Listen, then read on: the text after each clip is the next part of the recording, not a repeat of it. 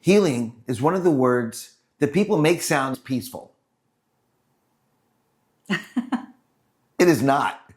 The meaning of healing is the process of returning to healthy, whole, or sound state after experiencing a physical injury, an illness, or an emotional trauma.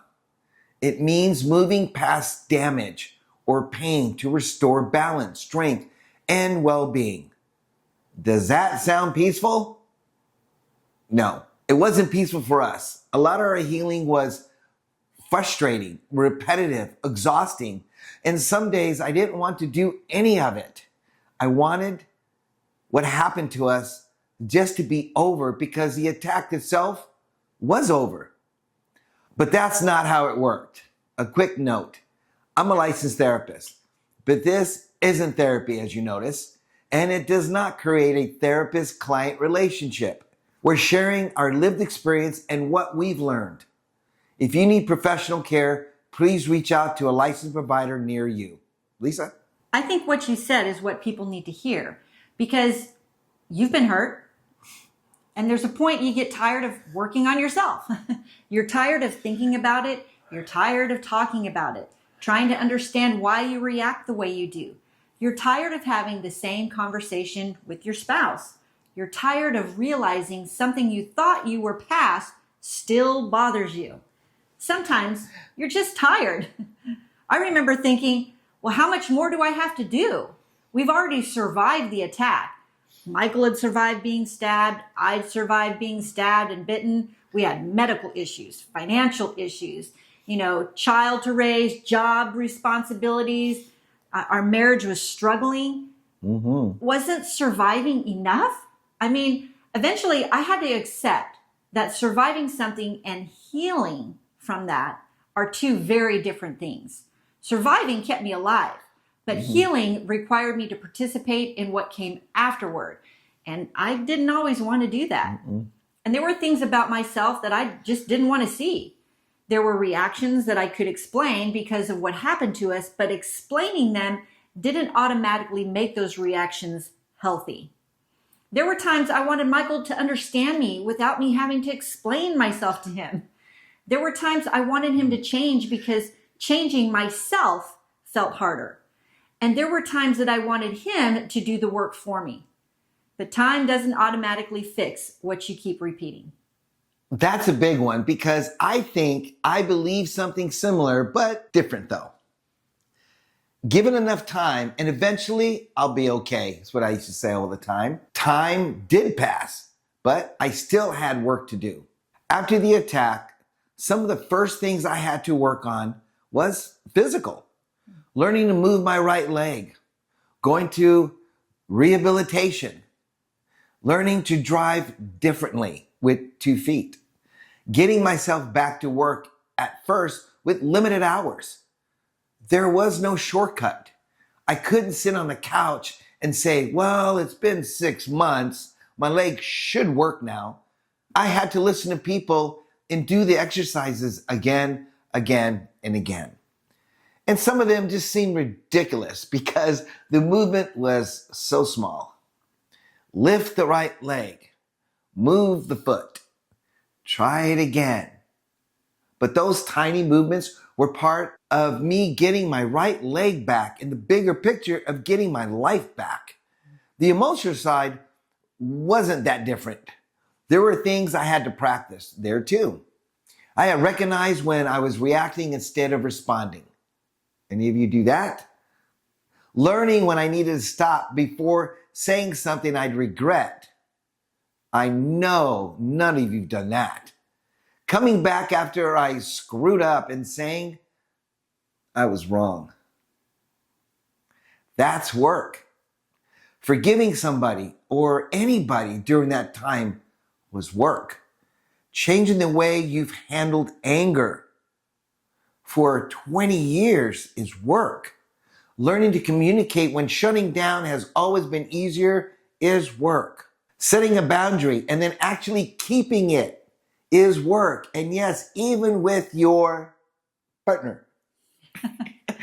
And here's one people don't like. Admitting that something may not have been your fault.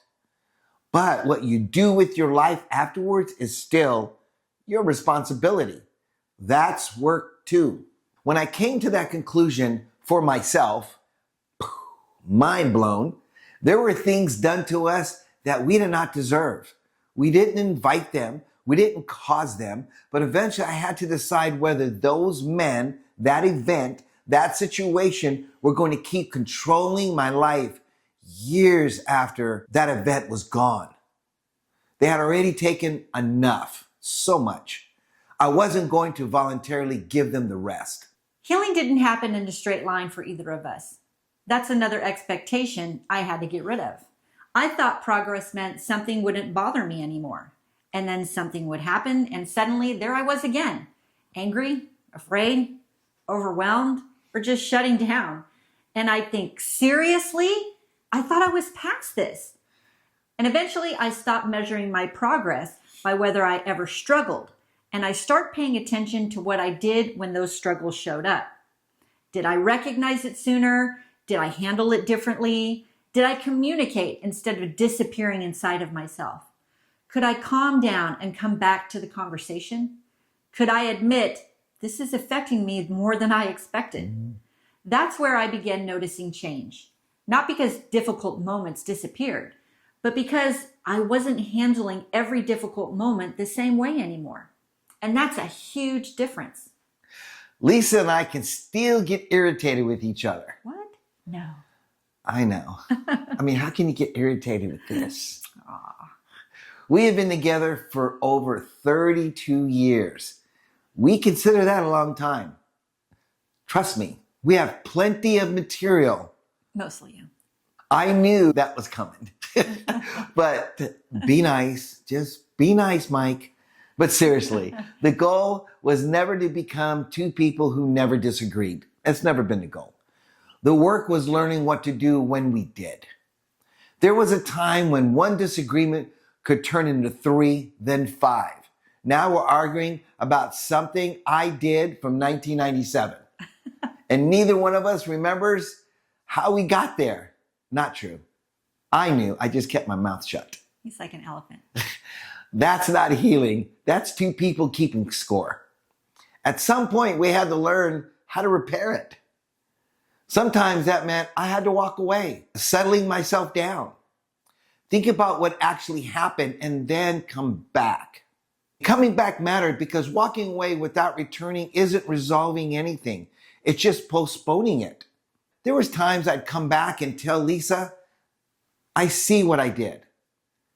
Then apologize. And one of the things she learned was not to use my apology as an opportunity to reopen the entire case again and read me the riot act. That trick worked for me too, because there were times Michael would come back and apologize, and part of me wanted to say, well, while we're here, I've got 6 more other things. For 1998. That's tempting. But if someone genuinely comes back and takes responsibility and tries to repair what happened, you have a choice about what you do in that moment. You can make it safer for honesty, or you can punish them for being honest. And that doesn't mean accepting bad behavior. It means recognizing when someone is actually trying to do better. We had to learn together, and none of that happened because we loved each other enough. We did love each other, and love mattered. But love didn't automatically teach us how to communicate with one another. Love didn't erase fear. Love didn't erase resentment. Love didn't magically repair trust. We had to work on those things. I think that's where people sometimes get discouraged because they think needing to work on a relationship means that something is wrong with the relationship. Needing to work on yourself means something is wrong with you. No, anything that you want to keep strong requires attention. Your body does, your finances do, your business does, relationships do, and so does your healing. And there's another side of this. You can spend years saying you're healing while avoiding the exact work that would change something. Reading another book isn't always the work. Watching another video isn't always the actual work, action. Understanding why you do something isn't always the work. Sometimes the work is making the phone call, having the conversation, going to that appointment, stopping the drinking, getting out of bed, ending the excuse, apologizing, changing the habit, following through on the boundary, or doing something differently the next time you're under pressure. That's where you find out whether something is actually changing. Information can help you understand your life, but eventually you have to do it differently if you want to live differently. And please don't hear this as hurry up and heal. That's not what we're saying. No, no, no. Some things take a long time. Ours did, a long time. And some parts still require our attention today. But there's a difference between giving yourself time and completely checking out of your own life. There were times when I needed to rest. There were times when I needed support. There were times when what I really needed was to stop avoiding something that I knew I needed to face. Knowing the difference mattered because sometimes I'm giving myself time was true, and sometimes it was the nicest way to say, I don't want to deal with this. I had to learn to recognize that in myself too. Yeah, me too. And that's really the point we're trying to make this week. Healing takes work. Healing you have to participate in. But that doesn't mean you have to fix everything all at once, like some people do. Most of the time, it's the ordinary things that you do consistently that start making a difference.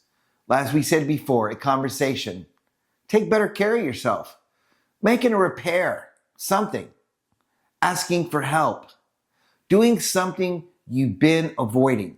None of those things you think or even feel are life-changing in the moment. But that's how a lot of healing happens. You start participating in your own life again.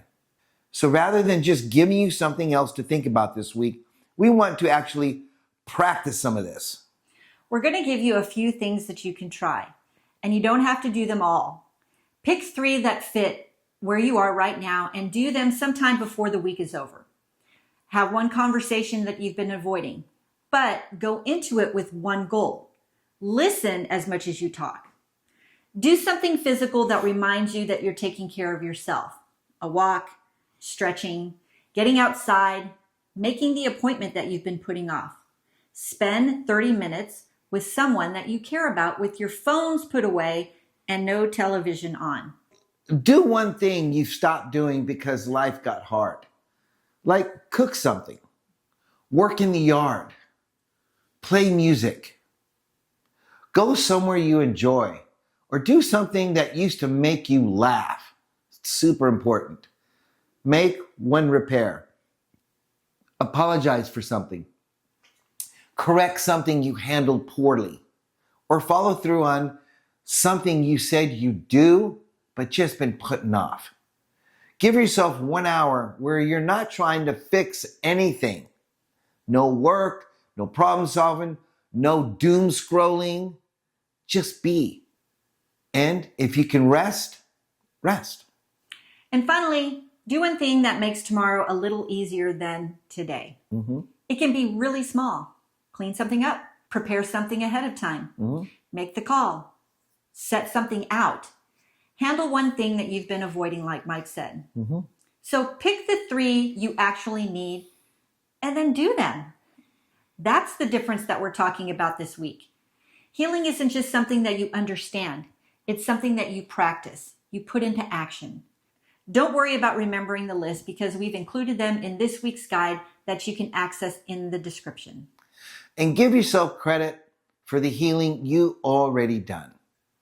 Progress, not perfection. Right? That's important too. Lisa and I can look backward now and see things we couldn't see while we were living through them. That's hindsight. It's always 2020. There were days when it felt like nothing was changing, but it was. We were changing from the inside out. One hard conversation at a time, and we've had them. One apology at a time, and I've done a lot of it. One rehab appointment, one boundary, one laugh after a long stretch where there weren't many. One decision not to quit on ourselves. One decision not to quit on each other. That's what eventually became our life. It was not in one giant breakthrough or aha moment. I'm all in, let's go. It was a whole lot of healing and work nobody saw. So if you're in the middle of that work right now, don't confuse slow progress with no progress. And don't confuse being tired with being finished. Reset if you need to.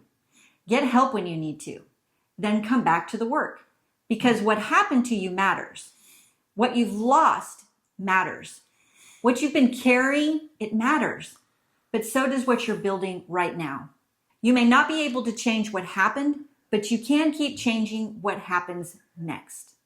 And as always, if this weekly messages are helping you, take a second to like this video. Smash the like and subscribe to the channel. It helps more people find this community, find our message, and it helps us keep growing a place where we can have honest conversations like this every single week. If you know somebody who also needs to hear this, send it to them. We're on your side. We've been there. We are there sometimes, but we keep moving forward. So keep standing firm. And never surrender. Until next time. See ya.